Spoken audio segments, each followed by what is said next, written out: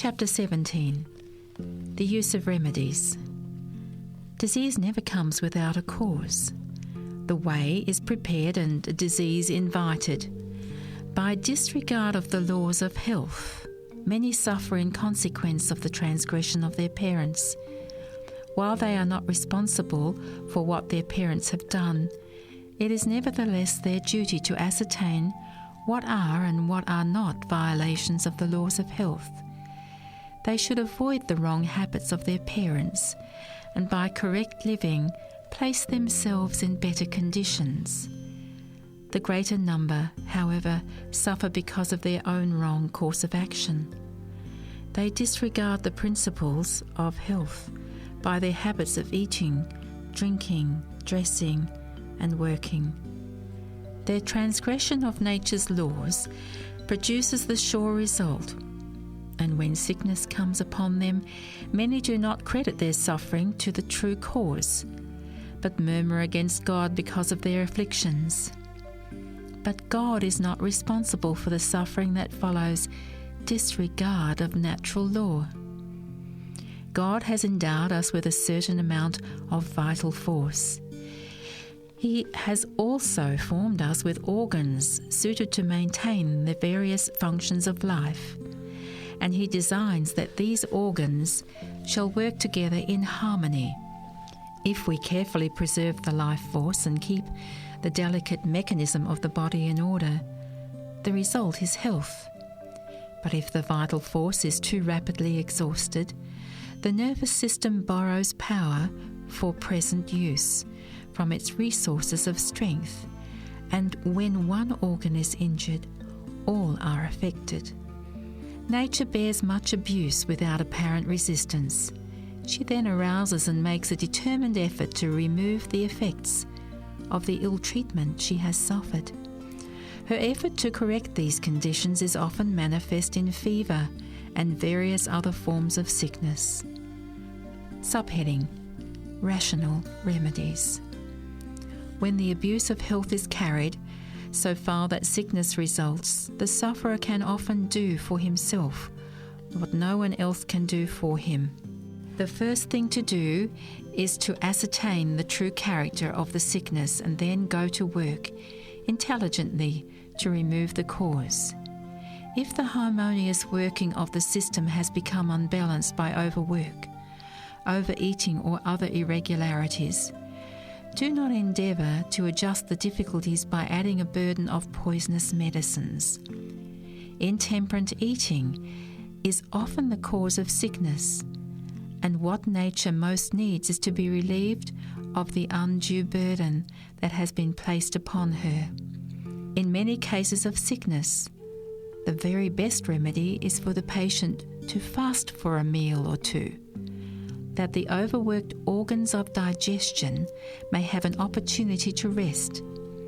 A fruit diet for a few days has often brought great relief to brain workers.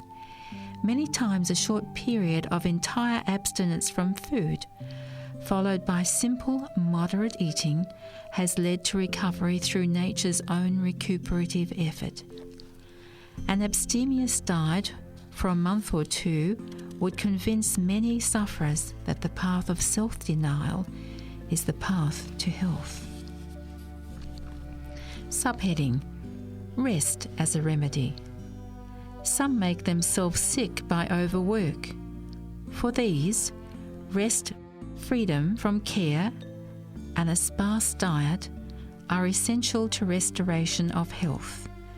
To those who are brain-weary and nervous because of continual labour and close confinement, a visit to the country where they can live simple, carefree life, coming in close contact with the things of nature, will be most helpful. Roaming through the fields and the woods, picking the flowers, listening to the songs of the birds will do far more than any other agency towards their recovery. In health and in sickness, pure water is one of heaven's choicest blessings. Its proper use promotes health. It is the beverage which God provided to quench the thirst of animals and man. Drunk freely, It helps to supply the necessities of the system and assists nature to resist disease. The external application of water is one of the easiest and most satisfactory ways of regulating the circulation of the blood. A cold or cool bath is an excellent tonic. Warm baths open the pores and thus aid in the elimination of impurities. Both warm and neutral baths soothe the nerves and equalize the circulation. But many have never learned by experience the beneficial effects of the proper use of water, and they are afraid of it. Water treatments are not appreciated as they should be, and to apply them skillfully requires work that many are unwilling to perform. But no one should feel excused for ignorance or indifference on this subject. There are many ways in which water can be applied to relieve pain and check disease. All should become intelligent in its use in simple home treatments. Mothers especially should know how to care for their families in both health and sickness. Action is a law of being. Every organ of the body has its appointed work, upon the performance of which its development and strength depend. The normal action of all the organs gives strength and vigour, while the tendency of disuse is toward decay and death. Bind up an arm even for a few weeks, then free it from its bands, and you will see that it is weaker than the one you have been using moderately during the same time. Inactivity produces the same effect upon the whole muscular system. Inactivity is a fruitful cause of disease. Exercise quickens and equalizes the circulation of the blood. But in idleness, the blood does not circulate freely, and the changes in it, so necessary to life and health, do not take place. The skin too becomes inactive. Impurities are not expelled as they would be if the circulation had been quickened by vigorous exercise. The skin kept in a healthy condition and the lungs fed with plenty of pure, fresh air. This state of the system throws a double burden on the excretory organs, and disease is the result. Invalids should not be encouraged in inactivity. When there has been serious overtaxation in any direction, entire rest for a time will sometimes ward off serious illness. But in the case of confirmed invalids, it is seldom necessary to suspend all activity.